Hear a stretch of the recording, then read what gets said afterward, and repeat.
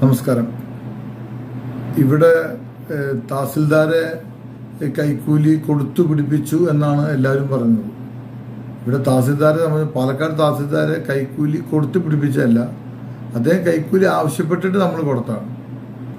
നമ്മൾ 2 മാസമായി all Kerala anti corruption and human rights protection council എന്ന് പറയുന്ന എൻ്റെ സംഘടന ശക്തമായി ഈ തഹസിൽദാരെയും DLO എന്ന് പറഞ്ഞാൽ ഡിസ്ട്രിക്ട് ലോ ഓഫീസറാണ്, ലേബർ ഓഫീസറല്ല, ലോ ഓഫീസർ, പിന്നെ ഡെപ്യൂട്ടി കളക്ടർ, ഇവരെല്ലാം നമ്മൾ ഫോളോ ചെയ്തുകൊണ്ടിരിക്കുകയാണ്. നിങ്ങൾ തന്നെ അവരുടെ ഫേസ്ബുക്കിൽ നോക്കിയാൽ ഇവർ തമ്മിലുള്ള ഫ്രണ്ട്ഷിപ്പും ഇവർ തമ്മിൽ വാരാണസി പോയിട്ടുള്ളതും പല സ്ഥലങ്ങളിൽ ടൂർ പോണതും ഇവരാഘോഷങ്ങളും. ഒരു കളക്ടറും ഒരു ഡെപ്യൂട്ടി കളക്ടറും DLOയും തഹസിൽദാരും തമ്മിലുള്ള ബന്ധങ്ങൾ അവരുടെ ഫേസ്ബുക്കിൽ തന്നെ കാണാം. ഇപ്പോൾ ഫേസ്ബുക്ക് എല്ലാം ബ്ലോക്ക് ചെയ്തിരിക്കുകയാണ്. പക്ഷെ അത് സൈബറിനോട് ചെക്ക് ചെയ്ത് അത് നമ്മൾ ഇടിപ്പിക്കും, അത് നമ്മൾ മുന്നോട്ട് കൊണ്ടുവരും. ഇവിടുത്തെ വിഷയം എന്താ വെച്ചാൽ, 1 വർഷമായിട്ട് എൻ്റെ അനുമതിയില്ലാതെ എൻ്റെ സ്ഥാപനത്തിൻ്റെ പേരിലുണ്ടായിരുന്ന രേഖകൾ തഹസിൽദാർ ക്യാൻസൽ ചെയ്യണം. എൻ്റെ ഒരു സമ്മതമില്ല. തൻ്റെ പേര് ക്യാൻസൽ ചെയ്യുന്നതുകൊണ്ട് എനിക്ക് വിരോധമില്ലാന്നും മറ്റ് രേഖകളൊന്നും എൻ്റെ അറിവോ സമ്മതമില്ല ക്യാൻസൽ ചെയ്യായിരുന്നു. പിന്നെ തൻ്റെ പേര് ക്യാൻസൽ ചെയ്യുന്നതിന് മുമ്പേ എൻ്റെ ഭാഗം കേട്ടതിന് ശേഷം, എൻ്റെ മൊഴി എടുത്തതിന് ശേഷം മാത്രം അത് ക്ലിയർ ആണെങ്കിൽ മാത്രമേ ചെയ്യാൻ പാടുള്ളൂ എന്നും പറഞ്ഞ് ലെറ്റർ കൊടുത്ത്. അപ്പോൾ ഇദ്ദേഹം എന്ത് ചെയ്തു, സാമ്പത്തിക ലാഭത്തിന് വേണ്ടി സുൽത്താൻപേട്ട ബിഷപ്പ് ഹൗസിൽ നിന്ന് സാമ്പത്തിക ലാഭം നേടിക്കൊണ്ടാണ് അദ്ദേഹം, ചില ബുദ്ധിമുട്ടൊക്കെ ചില ഈ ബിഷപ്പ് ഹൗസിൻ്റെ കുറച്ച് ആൾക്കാരുണ്ട് സാമ്പത്തികം എത്തിച്ചു കൊടുക്കാനും വാങ്ങാനൊക്കെ, ആ ബുദ്ധി ഉപയോഗിച്ചുകൊണ്ടാണ് അദ്ദേഹം എൻ്റെ എല്ലാ രേഖകളും ക്യാൻസൽ ചെയ്തത്. അതാണ് ഇതിൽ അദ്ദേഹം ചെയ്ത ഏറ്റവും വലിയ തെറ്റ്. പിന്നീട് അത് തിരിച്ചു തരാൻ വേണ്ടി എന്നോട് പണം ആവശ്യപ്പെടുകയാണ്. 5 ലക്ഷം രൂപയാണ് ആവശ്യപ്പെട്ടത്. അപ്പോൾ ആവശ്യപ്പെട്ട സമയം മുതലേ ഞാൻ അദ്ദേഹത്തെ ട്രാപ്പ് ചെയ്തുകൊണ്ടിരിക്കുക. എന്താ കാര്യം എന്ന് വെച്ചാൽ, ഞാൻ ഇത്രയും വലിയ അഴിമതികളും മനുഷ്യാവകാശങ്ങളും പുറത്തു കൊണ്ടുവന്ന സംഘടനയുടെ സംസ്ഥാന പ്രസിഡന്റാണെന്നുള്ള എന്നെ അളക്കാൻ അദ്ദേഹത്തിന് സാധിച്ചില്ല. അദ്ദേഹം ഈ രാഷ്ട്രീയക്കാരെ ചില ലോക്കൽ നേതാക്കന്മാർ എന്ന് പറയുന്ന പോലെ വന്നാൽ മന്ത്രി അറിയാം, മുഖ്യമന്ത്രി അറിയാം, MLA അറിയാം എന്നൊക്കെ പറയുമ്പോൾ ആ ഒരു സ്വാധീനം മാറിയാണ് ആൾ ചിന്തിച്ചത്. അപ്പോൾ ഞാൻ മുഖ്യമന്ത്രി ഓഫീസിൽ പരിചയമുണ്ടെന്ന് ഞാൻ പറഞ്ഞാൽ ഞാൻ മുഖ്യമന്ത്രി ഓഫീസിൽ പരിചയമുണ്ടായിരിക്കും. ഞാൻ വ്യവസായ മന്ത്രി ഓഫീസിൽ പരിചയമുണ്ടെന്ന് പറഞ്ഞാൽ എനിക്ക് പരിചയമുണ്ടായിരിക്കും. ഞങ്ങൾ സംഘടനയ്ക്ക് ബന്ധമുണ്ടായിരിക്കും. ഞങ്ങൾ സംഘടന ഇന്ന കോടതിയിൽ ഇന്ന ബെഞ്ചിൽ ഞങ്ങൾക്ക് ഇന്ന പരിചയങ്ങളിൽ ഇന്ന ഉദ്യോഗസ്ഥന്മാരവിടെ ഉണ്ട്, ഇന്ന ആൾ ഞങ്ങൾ സുഹൃത്തുക്കളാണ് എന്ന് ഞങ്ങൾ പറഞ്ഞാൽ അത് കറക്റ്റായിരിക്കും. ആ കറക്റ്റല്ലാത്ത കാര്യങ്ങളൊന്നും ഞങ്ങൾ പറയില്ല. അദ്ദേഹത്തോട് ഞാൻ പറഞ്ഞു, മുഖ്യമന്ത്രി ഓഫീസിൽ ഈ വിഷയത്തിൽ ഞാൻ കൊടുത്ത പരാതി പേരിൽ ഇടപെട്ടില്ലേ, വ്യവസായ മന്ത്രി ഓഫീസിൽ ഇടപെട്ടില്ലേ, നിങ്ങൾ എന്തുകൊണ്ട് തരുന്നില്ല, ഇതെല്ലാം കൃത്യമായിട്ട് ചോദിച്ചാണ്. എന്നിട്ടും അദ്ദേഹത്തിന്റെ കണക്കിലേക്ക് എത്തിക്കുകയാണ്. അദ്ദേഹത്തിന് മാത്രം പൈസ പോരാ, അദ്ദേഹത്തിന് പിന്നെ DLOന് കൊടുക്കണം.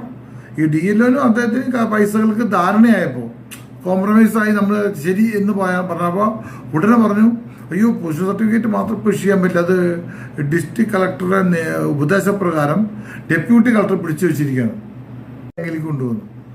അപ്പോൾ ഇത് മൊത്തം ഒരു പൊസിഷൻ സർട്ടിഫിക്കറ്റ് കിട്ടാൻ ഒരു 15 ലക്ഷം റുപ്യ ചിലവാണെന്നുള്ളതാണ് മൊത്തത്തിൽ കണക്കൂട്ടിയപ്പോൾ.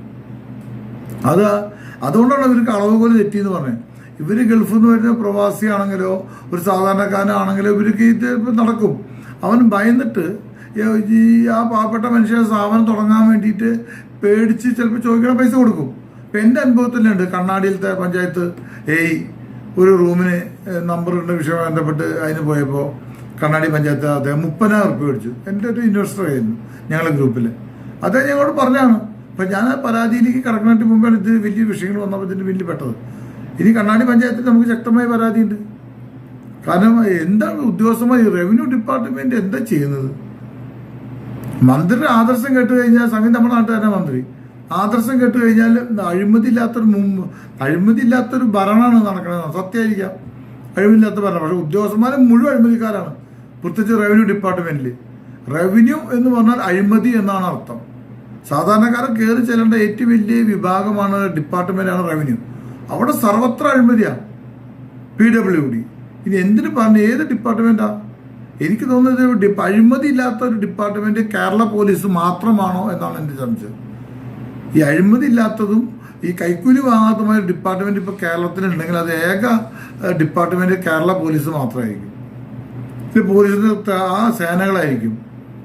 അതല്ലാത്ത ബാക്കി എല്ലാവരും അഴിമതിയുടെ കുമ്പാരമായി മാറിയിരിക്കുകയാണ്. ഇതിനെതിരെയാണ് ഞങ്ങളുടെ പ്രതിഷേധവും ഞങ്ങളുടെ ശക്തമായ നിലപാടുകളും തുറന്നു കാണിച്ചത്. ഞാൻ തന്നെ മുന്നിട്ടിറങ്ങാൻ കാരണം ഇതിലൊരു പാളിച്ച സംഭവിക്കാതിരിക്കാൻ കൃത്യമായി ഞാൻ തന്നെ മുന്നിട്ടിറങ്ങി ഇത് രംഗത്ത് കൊണ്ടുവന്ന്. ഇപ്പൊ പലർക്കും വിഷമമുണ്ട്, പാവം തഹസിൽദാരെന്നൊക്കെ പറഞ്ഞു. എന്ത് പാവം? പുതുശ്ശേരിയിലെ 40 ഏക്കർ സ്ഥലം തരം തിരിച്ചു കൊടുത്തു, ലക്ഷങ്ങൾ തിരിമറി. കൊട്ടേക്കാട് 15 ഏക്കർ സ്ഥലം പോക്കുവരവ് നടത്തി കൊടുത്തു, തിരിച്ചു അത് കൈവിക്രയം ചെയ്ത് കൊടുത്തു. അതിന് ലക്ഷങ്ങൾ. അതിന്റെ പേരിലാണ് ഇവർ വാരാണസിക്ക് ടൂർ പോയത്. ഈ 3 പേരും കോയമ്പത്തൂരിൽ നിന്നാണ് ഫ്ലൈറ്റ് കയറി പോയി. എല്ലാ രേഖകളും ഞങ്ങളുടെ കയ്യിലിരിക്കുക. ആലുക്കാസിന്റെ ഈ മറ്റേ കഞ്ചിക്കോടത്തെ പ്രോപ്പർട്ടിയുടെ ഫുൾ ഡീറ്റെയിൽസ് ഞങ്ങളുടെ കയ്യിലിരിക്കുക. ഇതിലേക്ക് വീഡിയോ ക്ലിപ്പ് അടക്കം ഞങ്ങളൊക്കെ ഇരിക്കുകയാണ്. 4 മാസം കഴിഞ്ഞവർ പിന്നിൽ ഓരോ പോയിന്റ് ആയിട്ട് പിടിച്ചുകൊണ്ടിരിക്കുന്നത്. ഈ 4 മാസത്തെ അധ്വാനത്തിന്റെ ഫലമാണ് അന്ന് തഹസിൽദാരെ അറസ്റ്റ് ചെയ്തത്. അതിന് ശക്തമായ സർക്കാരിന്റെ ഭാഗത്ത് സപ്പോർട്ട്, അതേപോലെ വിജിലൻസിന്റെ ഭാഗത്ത്. വിജിലൻസിലെ ഓരോ വിജിലൻസ് ഉദ്യോഗസ്ഥന്മാരുടെ മുന്നിലും all Kerala anti corruption and human റൈറ്റ്സിന് വേണ്ടി ഞാൻ നന്ദി രേഖപ്പെടുത്താണ്. കാരണം അവരെടുത്ത റിസ്ക്, 2 ദിവസം വരെ അവരെടുത്ത റിസ്ക്കും അന്ന് കാലത്ത് മുതൽ അവർ കഷ്ടപ്പെട്ട ആ കഷ്ടപ്പാടും, DSP ദേവദാസ് സാറായാലും സുരേന്ദ്രൻ സാറായാലും ബൈജു ആയാലും മറ്റുള്ള CIമാരായാലും എല്ലാവരും, എനിക്ക് എല്ലാവരുടെ പേരും കൃത്യമായിട്ട് അറിയില്ല, എല്ലാവരും അവരെടുത്ത ത്യാഗം. കാരണം അവർ അത്രയും കഷ്ടപ്പെട്ടിട്ടുണ്ട്. കാലത്ത് 6-6:30 മണിക്ക് വന്ന് തുടങ്ങിയ പണികൾ പൂർത്തീകരിക്കുമ്പോൾ അന്നത്തെ ഡിപ്പാർട്ട്മെന്റിലെ എല്ലാവരും ഒരേപോലെ അത്രയും റിസ്ക് എടുത്തിട്ടാണ് അവർ ഈ കാര്യങ്ങൾ നടത്തിക്കൊണ്ടിരുന്നത്. അവർ അതിന് മുമ്പേ ഇദ്ദേഹത്തെ ഫോളോ ചെയ്യണ്ടായിരുന്നു, പക്ഷേ ഇത് എപ്പോഴും മിസ്സായി പോവുക. കാരണം ഭയങ്കര കുക്കിൾ മൈൻഡാണ് മൂപ്പർക്ക്. എങ്ങനെ വാങ്ങണം, പൈസ വാങ്ങുന്ന രീതി എല്ലാം അതൊക്കെ പാളിപ്പോയത് എൻ്റെ അടുത്താണ്. ഞാനൊരു പൊട്ടനാന്ന് മൂപ്പര് ചിന്തിച്ചു, ഞാൻ പൊട്ടന പോലെ അഭിനയിച്ച് നടക്കുകയും ചെയ്തു. അതാണ് സംഭവിച്ചത്. ഞാൻ മൂപ്പര് പറഞ്ഞു മുഴുവൻ SS എന്ന് പറയുമ്പോഴേ ഞാൻ മിടുക്കനാണെന്ന് അയാൾക്ക് ചിന്തിക്കാൻ പറ്റിയില്ല. അയാൾ കാര്യം ഞാനും പൊട്ടനുള്ള മന്ദബുദ്ധിയാണ്, അപ്പൊ എന്തായാലും കുറച്ച് കൈകാര്യങ്ങളൊക്കെ ചെയ്യാമെന്ന്. അവർക്ക് ചില വിവാദം കൈക്കൂലി കൊടുക്കുന്നത് തെറ്റല്ലേ എന്നുള്ളതാണ് ചിലവരുടെ വിവലായ്മ ചോദ്യം. നമ്മൾ ജനങ്ങൾക്ക് ഇപ്പോൾ സൂര്യ ഉദിക്കില്ല എന്നുള്ളതാണ്. കൈക്കൂലി കൊടുക്കുന്നത് തെറ്റാണ്, പക്ഷെ കൈക്കൂലി ചോദിച്ചു കഴിഞ്ഞാൽ അത് കൊടുക്കുന്നവരോട് കൊടുപ്പിക്കണം. ഞാൻ കൊടുപ്പിച്ച് വിജിലൻസിനെ കൊണ്ടാ. അവർക്ക് ചോക്ലേറ്റ്, പെർഫ്യൂം, മദ്യം ഇത് കൊടുക്കുമ്പോഴൊക്കെ അതാത് ഡിപ്പാർട്ട്മെന്റ് അറിയിച്ചുകൊണ്ടാണ് ഞാൻ ചെയ്യുന്നത്. അയാൾ അഴിമതിക്കാരനാണ് എന്ന് തെളിയിച്ചുകൊണ്ട് കൃത്യമായ പരാതികളുണ്ട്. ഇപ്പോൾ DLO ഡിസ്ട്രിക്ട് ലോ ഓഫീസറിനെ ഇവരിപ്പോ പരിപാലിച്ചുകൊണ്ടിരിക്കുക, രക്ഷിച്ചുകൊണ്ടിരിക്കുക. ഒരാൾക്കും ഒരു ഉദ്യോഗസ്ഥന്മാരെ രക്ഷിക്കാൻ പറ്റില്ല, ഡെപ്യൂട്ടി കളക്ടറിനെ രക്ഷിക്കാൻ പറ്റില്ല, അതേപോലെ തന്നെ ഡിസ്ട്രിക്ട് ലോ ഓഫീസറിന്. അവരൊക്കെ ഇത് അർഹതപ്പെട്ടവരാ ഈ പണിഷ്മെന്റിൽ പെടാൻ. കൃത്യമായ തെളിവിന്റെ അടിസ്ഥാനത്തിലാണ് പറഞ്ഞത്. അവരെ സംരക്ഷിക്കാൻ സർക്കാർ ശ്രമിച്ചാൽ പോലും ഞങ്ങൾ താല്പര്യ ഹർജി കോടതിയിൽ പോകും, ഇല്ല വിജിലൻസ് കോടതിയിൽ പോകും. ഒരാൾക്കും അവരെ രക്ഷിക്കാൻ പറ്റില്ല. അവരൊന്ന് ഈ സർവീസിന് പോകണം. അതാണ് ഞങ്ങളുടെ നിലപാട്. ഇനി ഞങ്ങൾ ഉയർത്തിക്കൊണ്ടുവരുന്നത് ഈ കേരളത്തിൽ അഴിമതി വിമുക്തമായൊരു കേരളം, ഇതാണ് ഞങ്ങളുടെ സംഘടനയുടെ നിലപാട്. ഇതിന് വലിയ ആദ്യം ഞാൻ കുറെ സഹിച്ചതാണ്.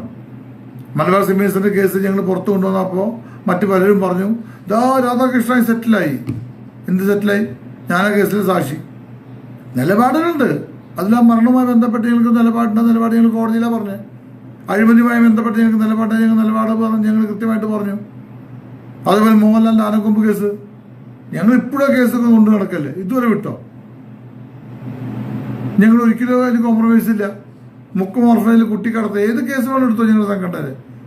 ഞങ്ങൾ ഉയർത്തിക്കൊണ്ടുവന്നിട്ടുണ്ടോ അത് ജനം അംഗീകരിച്ചിട്ടുണ്ട്, കോടതി അംഗീകരിച്ചിട്ടുണ്ട്, അതിന് തെളിവുകൾ കൊടുത്തിട്ടുണ്ട്, അത് വിജയിപ്പിച്ചു കൊണ്ടുവന്നിട്ടുണ്ട്. ഇതിനെതിരാണ് ഞങ്ങൾ യുദ്ധം.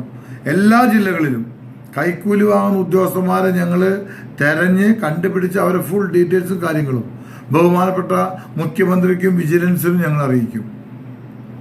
അതിലെ മുകളിൽ നടപടിയെടുക്കാൻ സർക്കാർ തയ്യാറായില്ലെങ്കിൽ ഇവിടെ ഈ കേരളം എന്ന് പറയുന്ന ഈ രാജ്യം, നമ്മുടെ ഈ സംസ്ഥാനം വികസനത്തിന്റെ പാതയിലേക്ക് എത്തില്ല എന്നും ഒരു മുന്നറിയിപ്പ് കൂടി തരികയാണ്. ഇവിടെ വരുന്നത് ഭയപ്പെടുന്നുണ്ട് പത്രങ്ങൾ എഴുതുമ്പോൾ നമ്മുടെ സർക്കാർ, ഞാനടക്കം വിശ്വസിക്കുന്ന LDF സർക്കാർ നിസ്സാരമായി കാണുന്നുണ്ട്. നിങ്ങൾ താഴെ കടയിലേക്ക് വന്ന് അന്വേഷിക്കണം. വില്ലേജ് ഓഫീസർ മുതലുള്ള മുകളിലേക്ക് ഒരു പേപ്പർ ശരിയാവണമെങ്കിൽ എല്ലാവരും കൈക്കൂലിയ.